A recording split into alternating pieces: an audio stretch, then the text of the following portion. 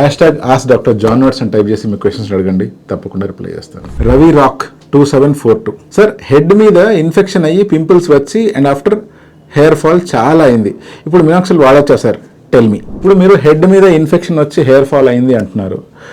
అది కనుక simple fungal infection అంటే డాండ్రఫ్ లాంటి సింపుల్ ఫంగల్ ఇన్ఫెక్షన్ అనుకోండి, ఆ ఫాల్ అవుతున్న హెయిర్ కంప్లీట్గా ఫాల్ కాకుండా పై నుంచే ఫాల్ అయిపోతాయి.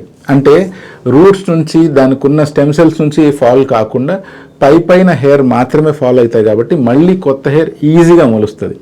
అలా కాకుండా మీకు బ్యాక్టీరియల్ ఇన్ఫెక్షన్ వచ్చింది అనుకోండి. బ్యాక్టీరియల్ ఇన్ఫెక్షన్ అంటే ఎలా కనుక్కుంటాము?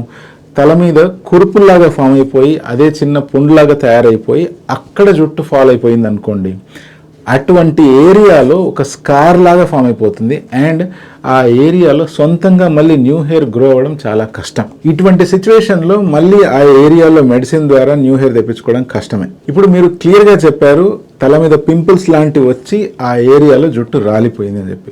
పింపుల్స్ లాంటివి అంటే కురుపుల్లాగా వచ్చి ఆ ఏరియాలో జుట్టు రాలిపోయే ముందు రూట్ వరకు డిస్ట్రాయ్ అయిపోయి రాలిపోతుంది. అలా గనక రాలిపోయినట్లయితే మినాక్సిల్ వాడినా కూడా మీకు ఏమాత్రం ఉపయోగం ఉండదు. అలా కాకుండా సింపుల్ హెయిర్ ఫాల్ అయితే డెఫినెట్గా ఎంతో కొంత ఉపయోగం ఉంటుంది.